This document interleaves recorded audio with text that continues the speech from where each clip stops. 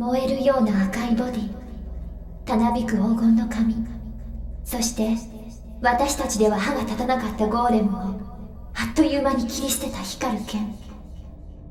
もうダメだと思っていました。全てが無駄になるかもって。そう、私の目の前に彼が立つその瞬間までは。 Hey, hey, what's crack-a-lackin', my dudes? Roman here, and I've noticed an extreme lack of Mega Man and Capcom stuff on this channel. Kinda shocking because Mega Man is easily in my top 5 favorite series, and Capcom has consistently strangled me by my fucking balls with their HD re-releases. And honestly, Capcom has knocked it out of the fucking park, especially with their recent Mega Man collections. I'll admit there might be a little bit of a bias, because most Mega Man fans my age got into it right before the big Mega Man drought of the 2010s. Starvation truly is the best spice. Anyway, to add to Capcom's ever-improving list of banga collections, we got the MegaMan Zero ZX collection, and whoa, hey, would you look at this shit, it's not the first fucking time Capcom's gotten me to buy these. Capcom games will pay the fucking rent! This collection is actually pretty important because this is both the first time any of these games can be played on a home console, and also a big experiment with porting DS games to a single screen, which I think is going to be a big conundrum in the coming years. And while that is a big deal, it's not the one we're going to tackle today. This video's been workshopped a few times, and my IRL situation, i.e. coronavirus, has shaken up the secret timetable I set for myself back in January. And even if that's been shaken up a lot, I'm not going to move my plan to do a Final Fantasy VII Remake video. So I'm going to do just Mega Man Zero today, then Final Fantasy VII, and then the ZX games at a later point in the year. I usually don't talk about behind the scenes stuff besides at the end slate, but coronavirus is going to be in the history books, and Final Fantasy VII Remake is going to have even more pages in the history books, so I think it's kind of safe this time.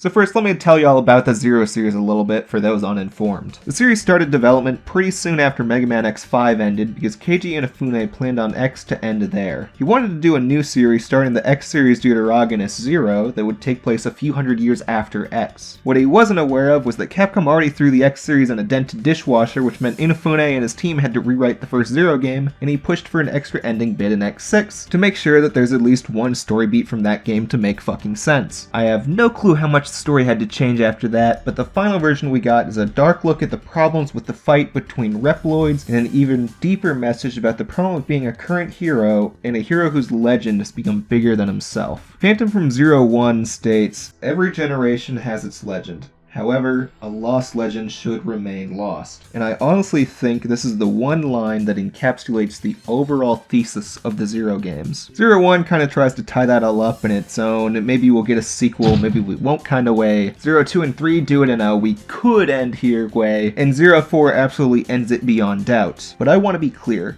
The Zero sequels weren't just trying to put a cap on itself. It ends the Zero series, the X series, and to a lesser extent, the classic series. It does all of this in such a fine way that the later two series can keep going as long as Capcom wants, which is good because Mega Man 11 was great and X9 rumors are starting to sprout up a lot lately. Although, the Zero series seems to try its best to ignore any X games past X5, which might be a little bit of Inafune's resentment showing, but we'll get there later. Into the heat of battle. Go for it.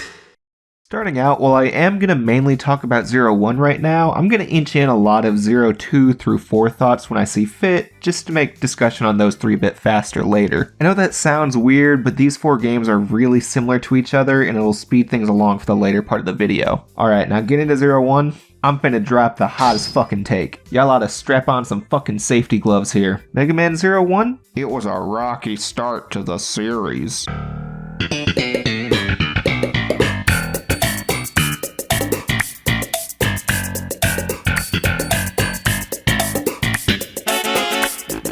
Zero is probably the most experimental 2D Mega Man game. Gone is the traditional Robot Master select screen, traditional point A to point B level structure, and learning new abilities from bosses. Now we have missions, a home base, a weapon leveling system, and Cyber Elves, which we'll get to way later. Zero's essential moveset is similar to X4 through 6, but with a few changes. First, that a Z-Buster is a gun, and it's functionally more like X's Buster than Zero's original Z-Buster, which kinda sucked anyways. The main difference between the two being that Zero's Buster is a lot weaker than X's. But that's probably to encourage the players to focus on the Z-Saber, which makes sense because you bought a fucking Zero game. The Z-Saber itself actually starts out nerfed compared to the X games. Zero only has a single slash on ground and in air, but he also has a dashing slash now, so that's a thing. After a few stages, you get the shield boomerang, which will stay throughout the first 3 games, and the triple rod, which is maybe the most useless weapon in the 4 games. The shield boomerang has 2 uses. You can use it as a shield, and you can use it as a boomerang. Okay, maybe that was pretty easy to figure out. It's a very situational weapon, and honestly, those situations aren't all that present in 0-1. Now, the triple rod. I have little to say about this. It's really slow, and the stages don't really have any parts that are wrapped around the idea of using it. I probably would have never touched it if it weren't for wanting footage, actually. There's just no advantage of using it over the Z-Saber. The biggest drawback to the weapons in 0-1, and 2 for that matter, but let's not jump the gun quite yet, is that you need to level up the weapons with an unseen experience system. Every time you land an attack, you gain some experience. So for the Buster, the best spot is here because the stage hazard counts as an enemy, and for the Z-Saber, the type of attack also affects what you get, so doing a ground slash will help get the 2 and 3 hit combos, while an air slash gets the spin slash and the dash slash net 0.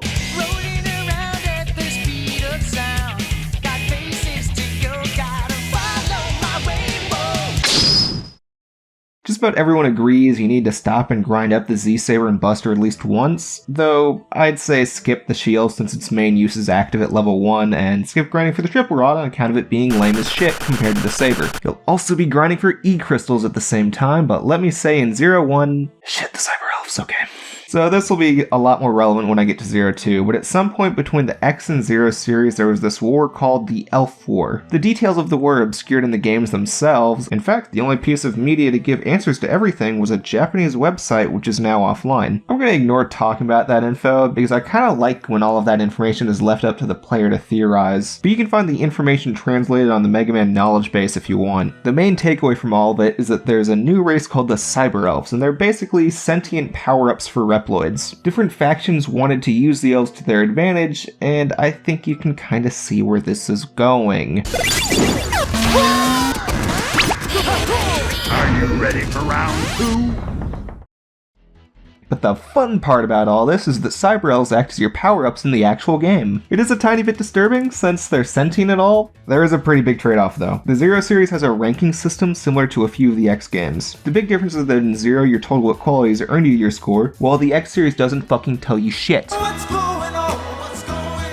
The reason I bring up the rank is because using a Cyber Elf detracts some of your points, and using a permanent Cyber Elf will permanently remove points from you for every stage. That means that as soon as you start using Cyber Elves, you can kiss the chance of getting an S rank goodbye. In 0-1 it's not too big of a deal because all you get for having an A or S rank is that the bosses will have a desperation move, and if you get an S rank while you play the game on Ultimate mode, you unlock the rank of Immortal. And Ultimate mode is pretty much an Ultimate Armor X mode that you unlock after beating the game 100% on hard mode. And you're probably seeing no footage of it because yeah, no, I don't have that time. Now, jumping forward a bit for pacing reasons, 0, 2, and 3 changed it so that getting an A or S rank rewarded the player with special moves. Mostly copies of Z-Saber moves from X4 through 6, and special elemental charge shots for the Z-Buster, plus a few things for the shield and game-specific weapons. And I gotta say, that is a much better reward than 0-1's basically fucking nothing. 0-4 also goes back to giving you basically nothing, but 0-4's method for unlocking extra moves is a little bit different, so we'll get there when we get there.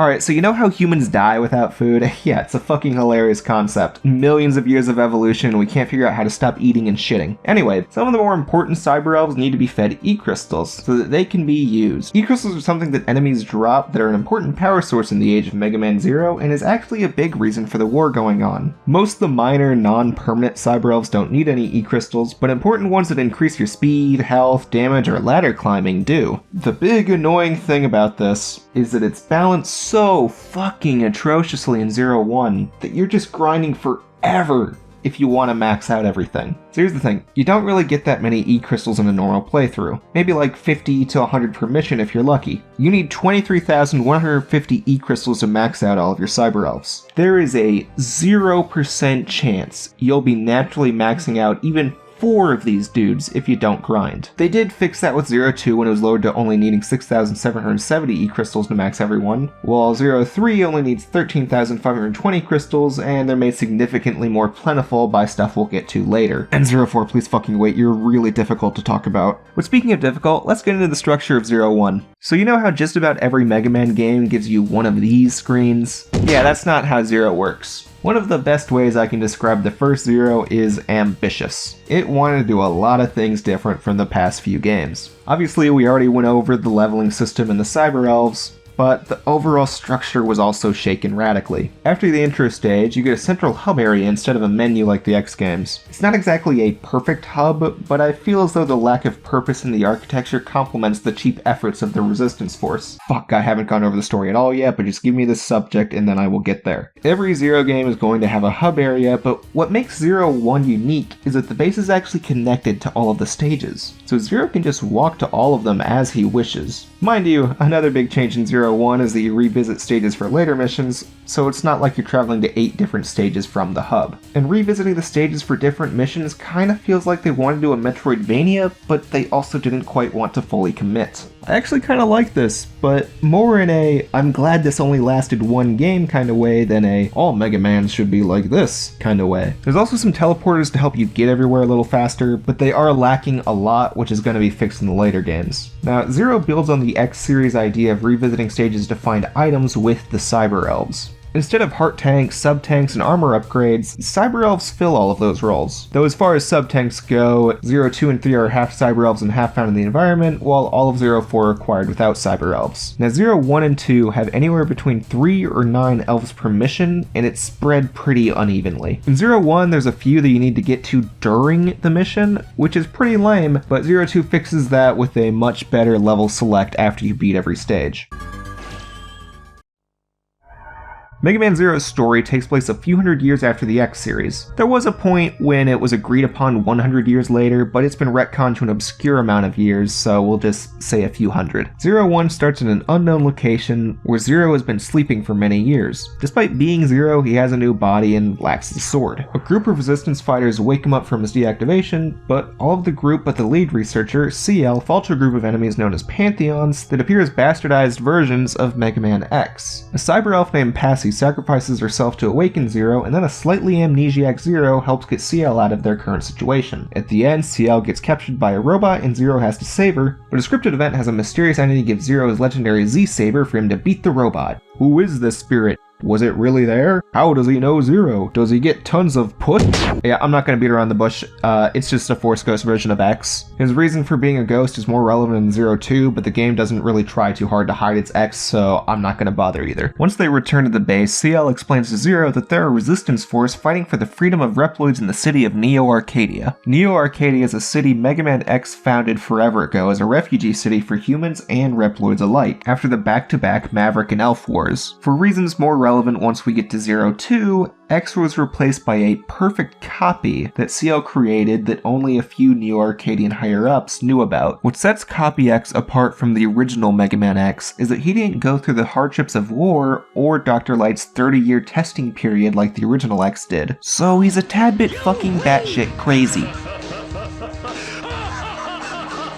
As I mentioned earlier, the E-crystals are a major source of power in this era, and Copy X realizes that there's a shortage. His third-grade math skills also made him notice that there's a lot of Reploids, and Reploids use energy. Putting those numbers together in his superior brain, he concludes that he needs to label a fuck-ton of Reploids Maverick and kick them out of his city. And that's why there's a resistance force composed of Reploids and a few humans like CL. So CL requests Zero to help her. Obviously Zero accepts because he's a fucking simp and wants to save the name of his best friend. So now Zero has to do various missions that end in a boss fight with a Reploid that works for Copy X. Now you might have noticed I've been calling them missions instead of stages, and that's because most of the stages have a second criteria to meet besides just defeating the boss. Something like destroy amount of thing, rescue person, and they just aren't very fun. They're just flat out a pace breaker. Now as you go through the stages, a few of the Reploids you fight are introduced as the four Guardians: Leviathan, Fafnir, Phantom, and Harpuya. All of them except Phantom have an element related to them, So Leviathan is ice, Fafnir is fire, and Harpooya is electricity. Each of the 4 Guardians also have their own lackey that you fought in earlier missions, and is where Zero will get most of the elemental chips. Once you have a chip, Zero can equip one of the 3 to have an elemental affinity attached to his charge attacks. 0-1 doesn't really do a lot with it besides the typical rock, paper, scissors stuff. Ice is good on electricity, electricity is good on fire, and fire is good on ice. So the only tough bosses should be the neutral elements. The Guardians themselves, mainly Harpooya, are going to continue on as supporting characters in the first 3 Zero games, where they grow both a disenchantment by the way Neo Arcadia is led and a burning desire to defeat Zero. I think the saddest part about them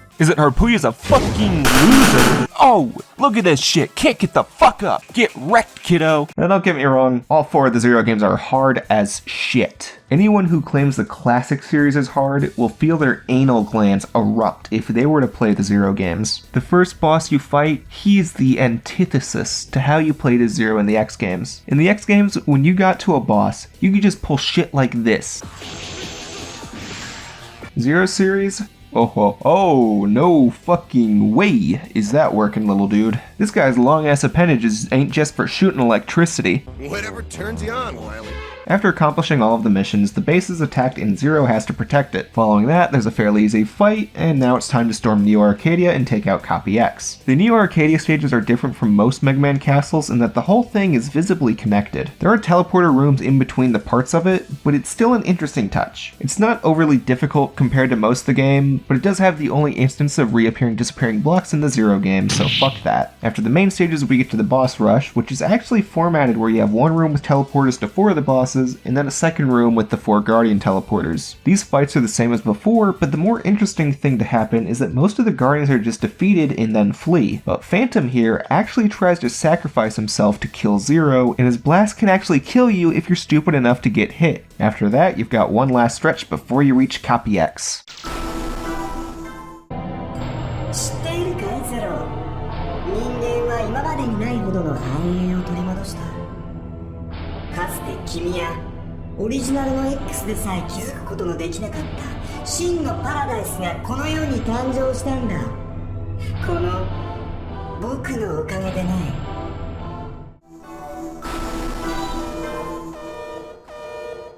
Now let me say right here, there is no Mega Man villain more disturbing than Copy X. I know Mega Man isn't normally known for having the most threatening of villains, but Copy X's threat says something on a more meta level. At this point, the hero of Mega Man X has been bastardized and killed, but the people still love him. They want more Mega Man X, but that's not what the future is to hold. At this moment, Zero begins the fight to kill the Mega Man X series. This idea of mine will get a bit more concrete with 0, 3, and 4, but I need to save at least something on those games for later. What adds to Copy X's threat is also that his boss fight is one of the more difficult Mega Man final bosses. Not the hardest, that distinction still goes to X5 for me, but this may be in the top 3, especially because his second form has some areas where you can just fall off and it is fucking stupid. At the end, you defeat Copy X, his torso on the floor, somewhat reminiscent of Zero in X5, and then Zero leaves to escape the exploding tower. Now, the big thing to keep in mind here, from the perspective of the Neo Arcadians, the legendary Reploid Zero just killed their hero Mega Man X, so he's not exactly in the clear. In the final scene, we see the Force Ghost of the real X telling Zero that he's entrusting him to keep fighting for him so he can rest. And then, an army of Pantheons squad up to fight Zero. Zero stands up and claims that he'll fight another day, and 0-1 ends. I know that seemed like a lot, but the next games will be a bit faster since I jumped around a lot there. I just felt it was important to clarify that stuff for both pacing reasons and to showcase just how rough 0-1 was to start. It's not that the game's ideas are overtly flawed, it was just overly ambitious with too many ideas at the same time, and that bit them in the ass a bit too much. It was definitely an idea that needed some ironing. Don't you want a rematch? Alright! 0-2 starts off exactly 1 year after 0-1. For the past year, Zero's been wandering the desert and fighting Neo Arcadia out of his embarrassment for simping earlier. Since he still has a high bounty on him for killing Copy X, a lot of Pantheons are on his tail.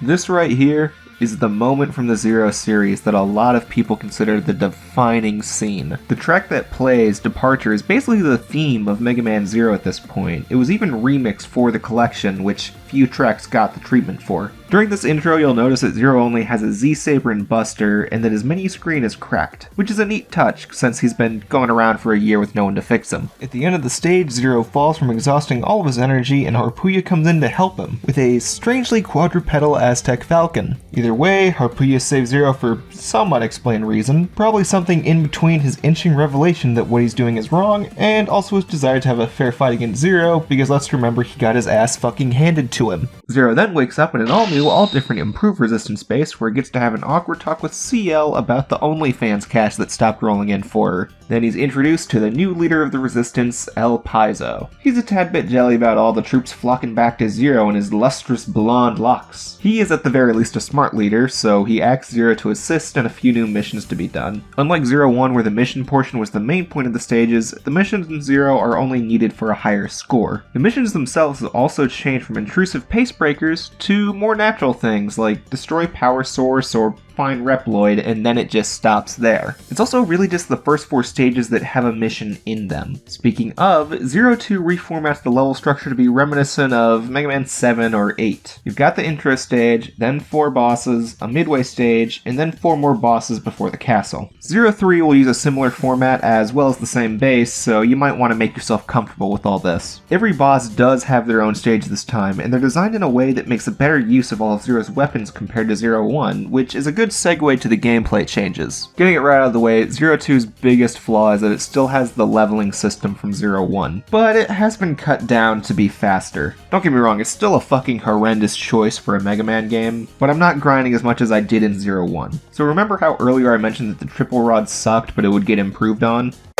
Skip grinding for the triple rod on account of it being lame as shit compared to the saber. Well, that comes from the brand new Chain Rod. The Chain Rod is one of the most unique weapons in this series because it really makes you feel like Spider-Man.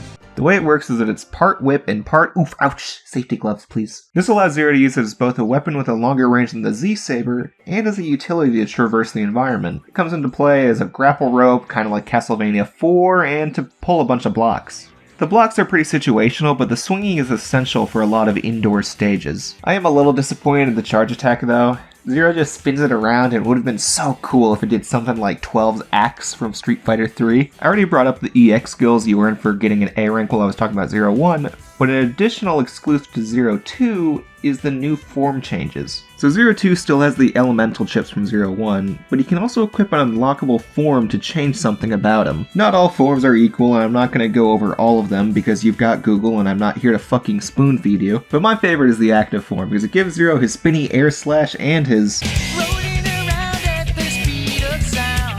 Got faces to go, gotta follow my rainbow. How you unlock the forms depends on what you did in each stage, which is, again, something I'm not doing here, you're an adult. Getting in the story again, after finishing off the first 4 Reploids, you start the midway part of the game, which is a resistance siege on Neo Arcadia that goes really fast. Midway through the attack, Neo Arcadia counterattacks a resistance base, and because this is a fucking Zero game again, he has to go fix it. Alright, so the second midway stage is maybe the hardest stage in all of the Mega Man Zero games to A rank, so don't feel too bad about doing it over and over.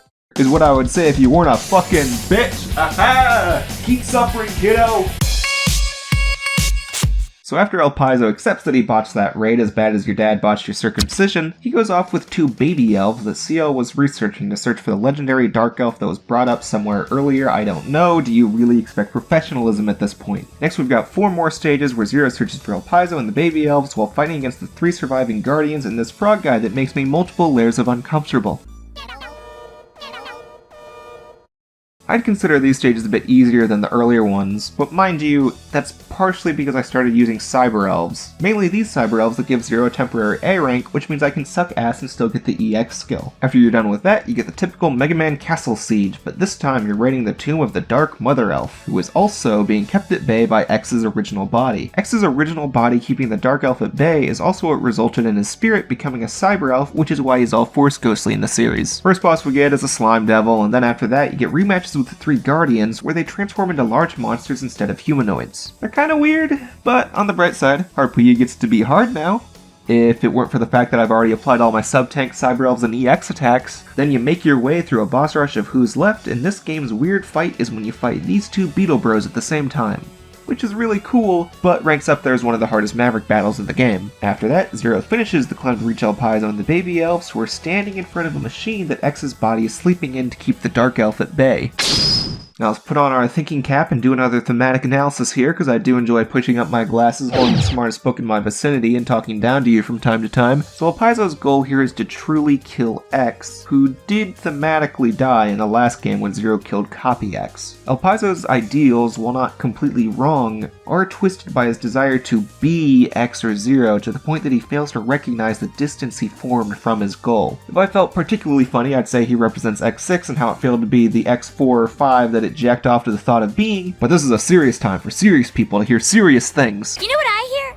I hear the sound of you shutting the fuck up. And so El Paizo destroys X's body absolute, the Dark Elf is released, and then it grants power to El Paizo that he only dreamed of before. And here, I gotta say, I absolutely fucking love his design for his first phase, as well as the song that accompanies it. And while an awkward spot to talk about it, the Zero series actually has some of the best songs from any of the Mega Man games. Of course it has some of that classic GBA compression, but it works around that by taking some of the instruments from the old Super Nintendo games and some of them from the PS1 games. It's weird because you can very much tell that this is composed in the same way the PS1 games were supposed to be, but there's also that GBA compression, and a weird thing I noticed, and only I would notice this, is that it uses the exact same bass as the Phoenix Wright games. Like, I am serious, if you put a bass-heavy song from Phoenix Wright into MegaMan Zero and a bass-heavy song from MegaMan Zero into Phoenix Wright, you cannot tell the difference. Similar to Ace Attorney, all the Zero games got remastered albums, and I'd recommend giving those a listen. I imagine those are the versions of the songs I'm using while editing the video. And on the same subject while I'm here,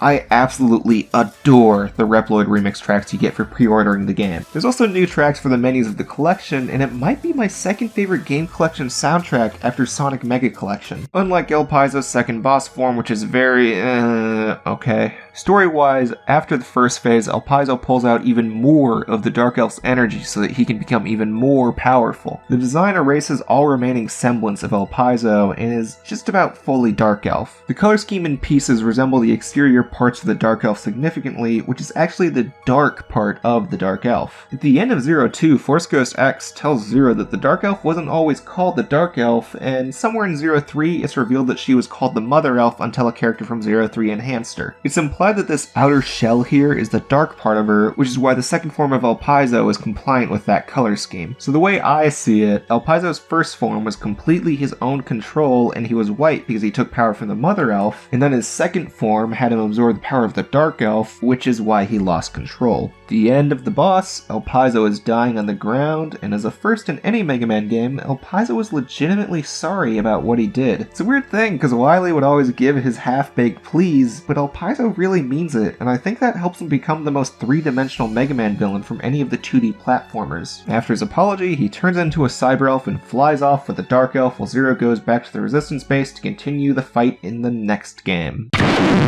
Now, find a new rival. So despite Zero 3 being my favorite Zero game, and dare I say favorite Mega Man game, we're not going to be on this subject near as long as the past two games. I've already touched on most of the game's aspects, so let's just go ahead and do story front to back, then we'll talk about gameplay stuff.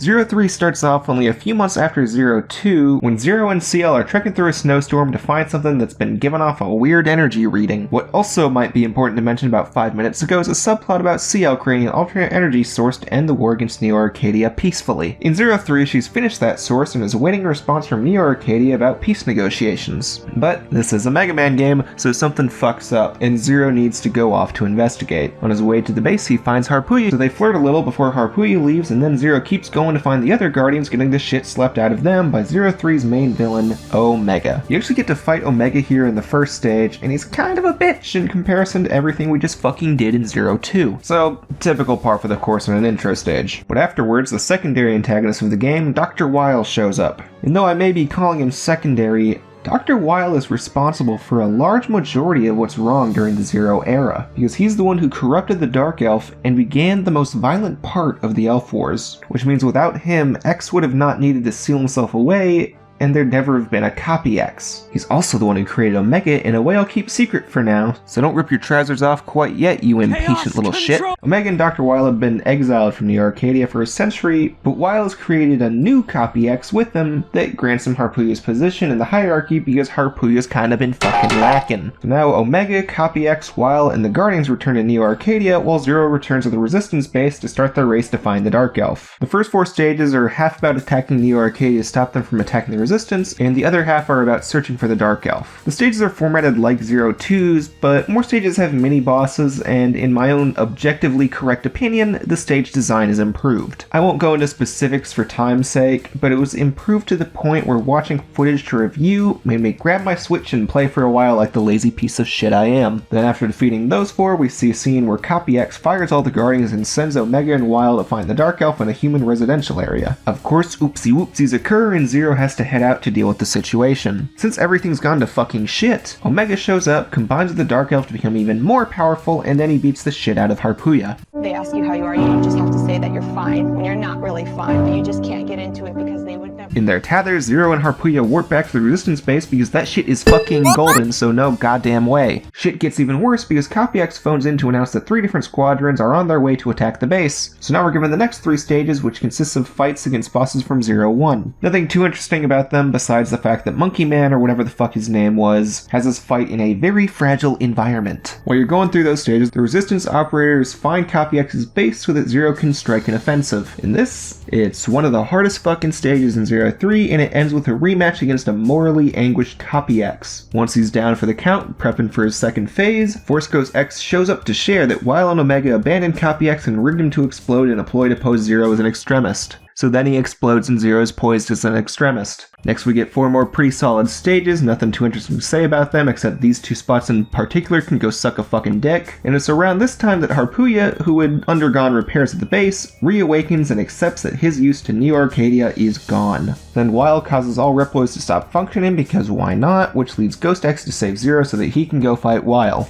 First stage is pretty damn hard, and then ends with a rematch against the baby elves, where they're actually killed this time, ooh. Then the second stage is one of the hardest stages in all of MegaMan Zero. Here at the end, Zero finally comes to confront Dr. Weil and Omega, where Dr. Weil reveals that he's actually human. This means that Zero can't fight him because of the laws of robotics. So instead, 0-3 ends with a battle against Omega. His first form is just the intro boss, but with a few extra quirks, while his second form is whatever the goddamn fuck this is. It's probably the hardest part because there's a bottomless pit here. Definitely important to wear the anti-knockback armor when you're here. Once this part's done, and it seems done and good, Zero and Omega find themselves at the point that 0-1 started in, and Omega's outer shell comes off to reveal that he had been Zero's original body the whole time. I mean, design-wise, this is very clearly not the same design from the X games, but let's not be too anal about this. Despite this only being the 3rd game, this is what I'd consider the climax of the Zero series. The fight against Omega is the big connection between the X series and the Zero series, but even more than that, it's the final cap on the X series. Mega Man X died in 0-1, and 0-3 has the death of the old Zero. And the best part, this is like some Dragon Ball Z versus Cell shit. Once Omega's down, the 3 Guardians show up to get a few hits on Omega to both represent their abandonment of New Arcadia's lies, and also just to get out some of that anger. They've had a rough few days. Not even supposed to be here today. And then the game actually lets you, the player, get the final slash on Omega to blow him up. That's some hunky fucking shit. Now that Omega's gone, Ghost X tells Zero that he trusts him to take care of Weil and leaves to finally truly rest in peace, while the Dark Elf, now reverted back to the Mother Elf, brings Zero back to the base. He talks to CL and they agree they'll fight another day, which leads into 0-4.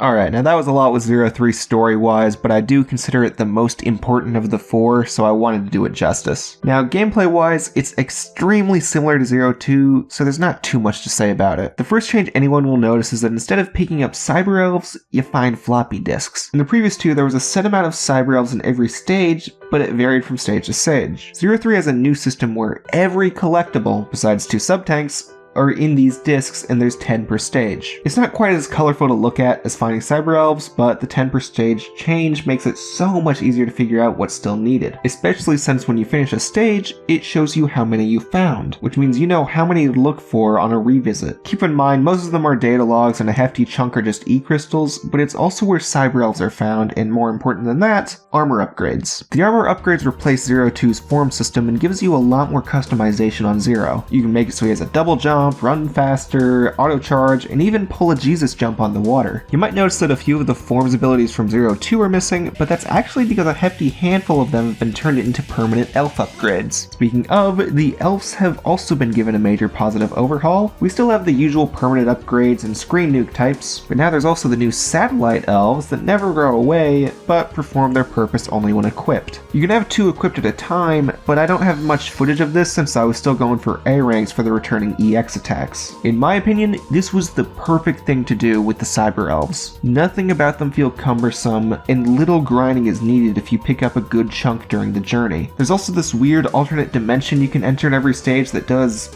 something with your elves. I never really figured it out because enemies don't drop discs in here, so I ignored them all game besides for a secret boss against Phantom. And then the last gameplay change is the new weapon, the Recoil Rod. Similar to the Chain Rod, the Recoil Rod's main draw comes from how it interacts with the environment. Instead of letting you feel like Spider-Man, you get to pogo yourself about and even share the pogo with your enemies. Okay, yeah, I thought that would go a little bit differently. Of all the non-Buster, non-Z-Saber weapons in the series, this is easily my favorite. Its combat usage isn't easily undermined by the Z-Saber, it has a fun mobility use, and it makes me wish I had a third point before awkwardly switching to Zero 4. My fate is sealed. I have no choice. So I think it was pretty clear that Zero 1 to 3 improved pretty seamlessly. Zero 1 had an idea, and Zero 3 ironed out all the kinks to perfection. Well, the story wasn't done, so another game was needed, but Zero 3 didn't really have anything to improve, so Zero 4 kinda went and did its own thing that's mostly up to your own interpretation of quality. When I first played the series in 2014, Zero 4 was my absolute favorite, though now I'd say it's a few steps below Zero 2 and 3. The gameplay is easy to talk about without spoilers, so let's start there.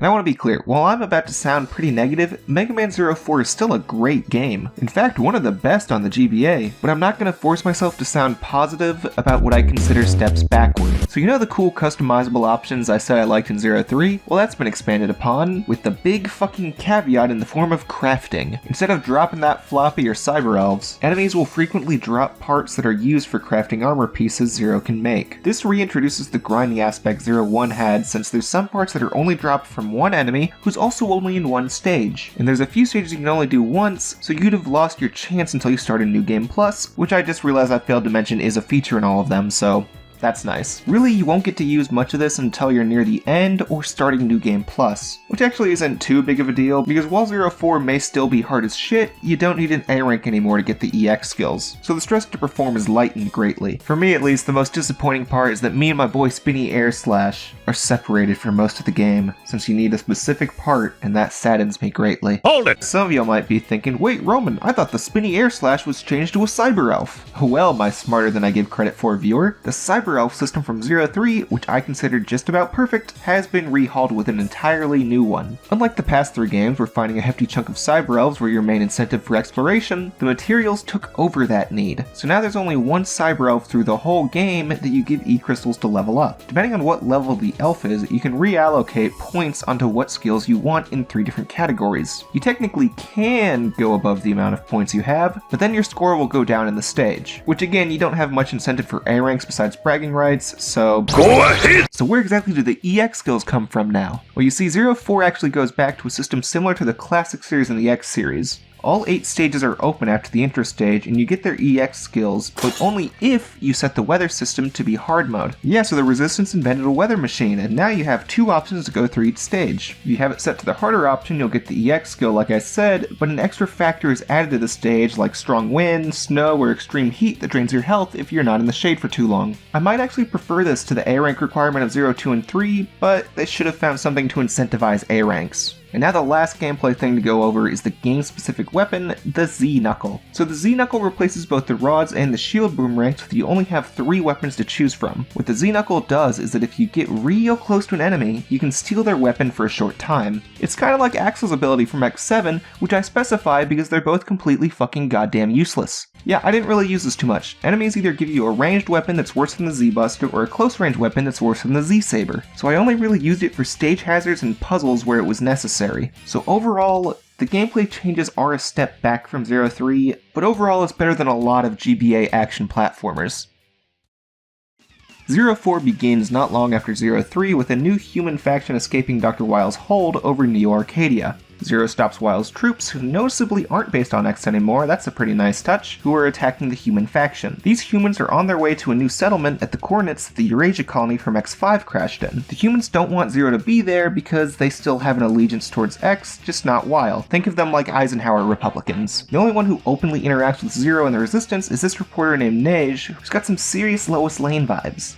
You're a sick man, Kent. She pretty much bitches out Zero for killing their leader and tells him to stay the fuck out of the settlement. So of course you're allowed to go in and out of the settlement as you please after the next stage. Oh yeah, weirdly this game has 2 intro stages. In the second one you meet both another main character, Kraft, who functions as your typical Mega Man rival character / recurring boss fight. All 8 of the bosses we're gonna fight later are also introduced here, and it's kinda neat that they tried introducing all the bosses at the beginning, but their intimidation and memorability isn't nearly as strong as the 4 Guardians or even some of the 03 bosses. Zero goes back to the base and things then revert to the classic formula. 8 bosses, 8 stages, 8 sets of robot genitalia to kick in. After you beat the first 4 you do get a midway stage, which isn't too important. The main thing is that Neige gets captured and it's revealed that she and Kraft had a romantic relationship. And I definitely can't blame her for that. God knows I'd do anything to finally enter a domestic relationship with A2 from Nier. You're pretty useless, you know that? Saving Neige at least earns Zero the trust of the settlement, which means they'll start saying nicer things to you and give out recipes for forging equipment. After the other 4 stages, you get to the confrontation with Wile in a space station. Yeah, so 04 really wants you to remember that X was supposed to end with X5. We've got the Eurasia site, this level that takes place in a digital zone, a new space station, this boss who's extremely reminiscent of Skyver, and most importantly, the ending.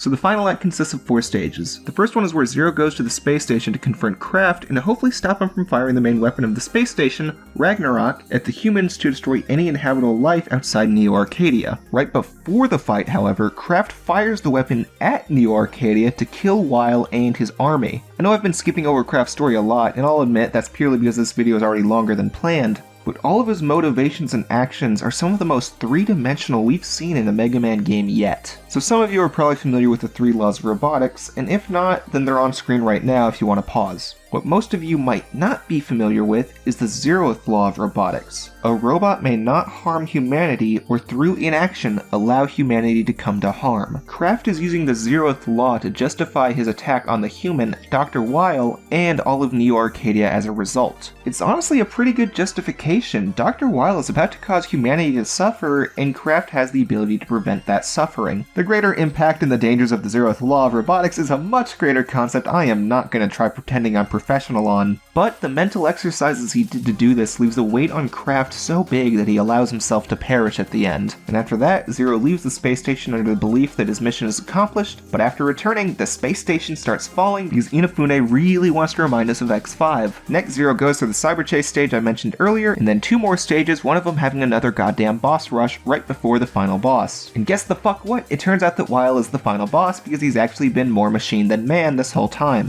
What? Which happens to include an accelerated healing factor in his suit. And now it's big story time because now Wile explains that it was other humans that modified him, and that's why he's disgruntled with society. But it's kinda clear that his motivations are meant to be skewed with some falsehoods in there. He's definitely not justified in his reasons. Both of his phases are pretty tough, but it's pretty easy to dodge his attacks once you know their properties. The more intense part is after his first phase. The second one happens as the space station is falling and breaking, so you've only got 2 minutes to take out Wile. CL offers to teleport Zero back at the start of the fight, but he says he needs to guarantee Wile is dead for good, which not only ensures Wile's demise, but his own as well, which means that the Zero series kills Zero for real this time, and Dr. Wile, who is debatably the final repercussion of Dr. Wile's creations, and a pretty clear visual stand-in for him. So right here, Zero uses the 0th law to end the story of Zero, X, and the two rival scientists that started all of it.